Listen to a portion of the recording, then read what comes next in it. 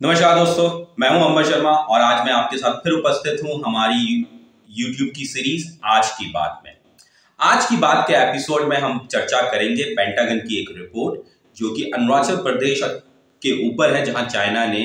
कुछ गांव बसाए हैं। साथ ही साथ हम ये भी बात करेंगे कि किस तरीके से सुब्रमण्यम स्वामी मोदी सरकार को टारगेट कर रहे हैं, और ये भी जानने की कोशिश करेंगे कि कैसे हिंदी न्यूज चैनल हम सभी का माइंड डाइवर्ट कर रहे हैं और एक अलग तरीके का सिनेरियो क्रिएट कर रहे हैं। तो चलिए शुरू करते हैं आज का एपिसोड।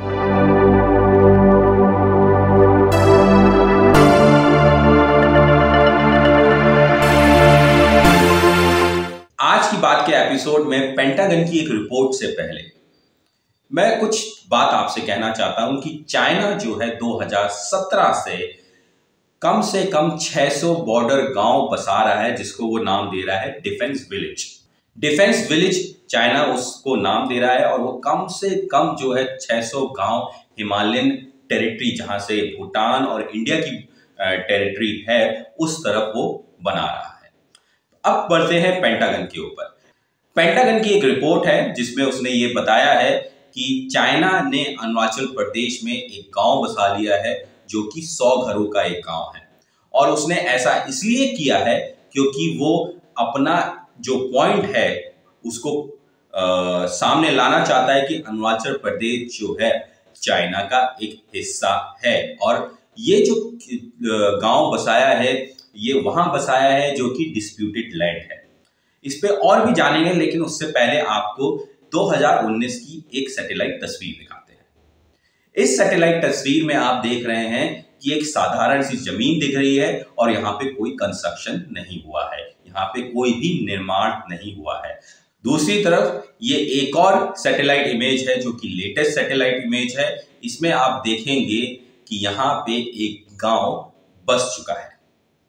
पेंटागन की रिपोर्ट ने भी ये माना है कि चाइना ने यहाँ पे एक गांव बसा लिया है, और न्यूज में इस तरीके से आया है कि China has build village in India's Arunachal Pradesh, यानी कि चाइना और का अरुणाचल प्रदेश अलग माना जा रहा है और हिंदुस्तान का यानी इंडिया का अरुणाचल प्रदेश अलग माना जा रहा है, क्योंकि चाइना जो है शुरू से ही अरुणाचल प्रदेश को अपना हिस्सा बताता रहा है और डिस्प्यूटेड टेरिटरी बताता रहा है, और इस डिस्प्यूटेड टेरिटरी पे अपना हक जमाने के लिए चाइना ने यहां पे गांव बसा लिया। और वो भी एक न्यूज के अनुसार, जो एक न्यूज की हेडलाइन है कि चाइना ने हिंदुस्तान यानी कि इंडिया के अरुणाचल प्रदेश में गांव बसा लिया। और ये बहुत ही सीरियस थ्रेट कंसर्न है, क्योंकि अगर चाइना डिस्प्यूटेड लैंड पे जो अभी तक खाली पड़ी थी और वहां कुछ नहीं कर रहा था और वहां पे एकदम से गांव बस गया, तो ये हिंदुस्तान के लिए बहुत सिक्योरिटी कंसर्न है। दूसरी तरफ सुब्रमण्यम स्वामी एक ट्वीट करते हैं 25 अक्टूबर 2021 को, और वो ट्वीट में इस प्रकार से लिखते हैं, Modi government has been quietly losing territory in Ladakh and Arunachal to China, while beside India has lost friendship of many neighboring countries also to China.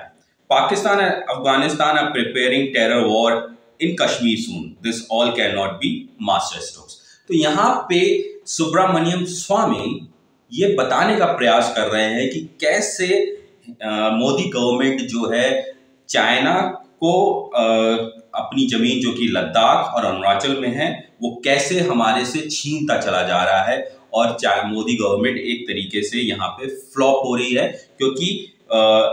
Hindustan ने यानी कि इंडिया ने अपनी बहुत सारी जो दोस्ती कंट्री है, पड़ोसी देश से जो हमारी दोस्ती है, वो भी हमारे एक तरीके से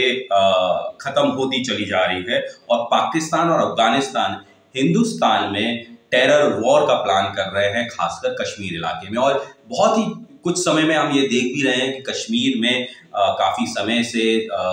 इस समय आतंकवादी गतिविधियां बढ़ गई हैं। और ये ट्वीट जो है सुब्रमण्यम स्वामी ने 25 अक्टूबर 2021 को किया था। उसके बाद सुब्रमण्यम स्वामी ने इस ट्वीट पे रिप्लाई भी दिए हैं जो लोग उनको ट्वीट करते हैं। यहाँ पे उन्होंने लिखा है कि I have been giving since 2050 in writing and in meetings, No away. Modi thinks he knows better, so best now to tell the public, especially since lies are being told by government, spin artists to people.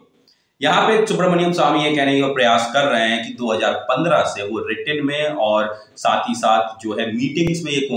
प्रयास कर रहे हैं कि जो policies हैं या जो जिस तरीके से चाइना कंट्रोल कर रहा है हिंदुस्तान में आगे बढ़ रहा है वो घातक सिद्ध हो सकता है। लेकिन दूसरी तरफ ये भी सुब्रमण्यम स्वामी लिखते हैं कि मोदी जो है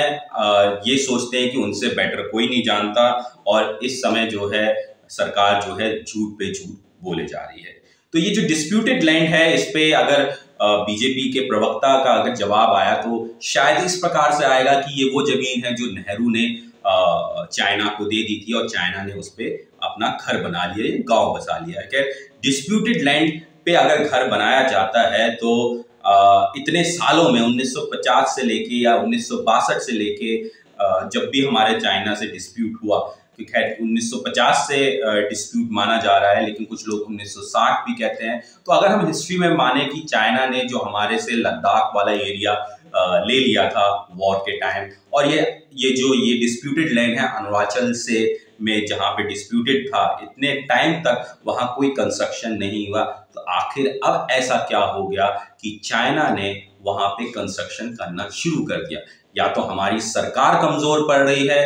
या हमारी पॉलिसीज कमजोर पड़ रही हैं, क्योंकि डिस्प्यूटेड लैंड पे इतने साल तक कंस्ट्रक्शन नहीं हुआ, अब जाके कंस्ट्रक्शन हो रहा है। या पिछली सरकार की पॉलिसीज ऐसी थी कि चाइना उस डिस्प्यूटेड लैंड पे कंस्ट्रक्शन नहीं कर पाया, या फिर सुब्रमण्यम स्वामी के ट्वीट को समझे कि हमारी दोस्ती चाइना के साथ उस समय ऐसी थी पिछली सरकार में कि उसने डिस्प्यूटेड लैंड पे कोई कंस्ट्रक्शन नहीं किया। तो सुब्रमण्यम स्वामी स्वयं सरकार के ऊपर प्रश्न चिन्ह लगा रहे हैं और ये बहुत ही, जो मैंने शुरुआत में कहा कि बहुत ही गंभीर और सिक्योरिटी एक सुरक्षा का मुद्दा है। मैं फिर कहता हूं कि शायद बीजेपी की प्रवक्ता खासकर संबित पात्रा जी ये कहते हुए सुनाई दे सकते हैं कि ये जो जमीन थी वो चाइना को नेहरू ने दी थी। अब आगे बढ़ते हैं कि किस प्रकार से जो मीडिया चैनल्स हैं, खासकर हिंदी न्यूज चैनल्स हैं, वो आपको किस प्रकार से भ्रमित करते हैं और ये बताने का एक सिलसिला जारी रखते हैं कि जो हो रहा है वो बहुत अच्छा हो रहा है। चाइना के ऊपर ही ये इस तरीके से न्यूज आती है कि चाइना डर गया हिंदुस्तान से या मोदी से, इस तरीके से न्यूज आती हैं और एक प्रोपोगेंडा चलना शुरू होता है चाइना के खिलाफ कि हम जो हैं चाइना से ज्यादा स्ट्रांग हैं और देश में एक भ्रमित न्यूज चलाई जाती है। तो क्या न्यूज चैनल्स जो कि एक न्यूज दे रहे हैं, न्यूज परोस रहे हैं, क्या ये उनकी नैतिक जिम्मेदारी नहीं बनती है कि जो मुद्दे हैं, जो सही चीजें हैं, वो जनता के सामने लाई जाए? खैर 2022 में उत्तर प्रदेश में चुनाव है, तो उत्तर प्रदेश में चुनाव है तो क्या मुद्दे निकल के आते हैं ये आने वाले समय में देखेंगे, और 2024 में केंद्र का चुनाव है तो शायद कुछ और बातें सामने निकल के आएंगी। जिस प्रकार से सुब्रमण्यम स्वामी ट्वीट कर रहे हैं तो आगे हो सकता है कि ये मुद्दे जो है विपक्ष भी उठाए, सरकार के अंदरूनी जो लोग हैं वो भी उठाएं, क्योंकि इस समय ऐसा प्रतीत होता है कि सरकार बहुत सारी जगह पे घिरी हुई है और उसके पास जवाब देता नहीं बनता है। चाइना ने जो गांव बनाया है अरुणाचल प्रदेश में वो एक बहुत ही गंभीर मुद्दा है, और आप भी ये सोचिए कि क्या हमारे को इस तरीके से चाइना को अपने देश में आना देना चाहिए गांव बनाने के लिए? इस पे आप विचार करिएगा और कमेंट में मुझे बताइएगा कि आप क्या सोचते हैं।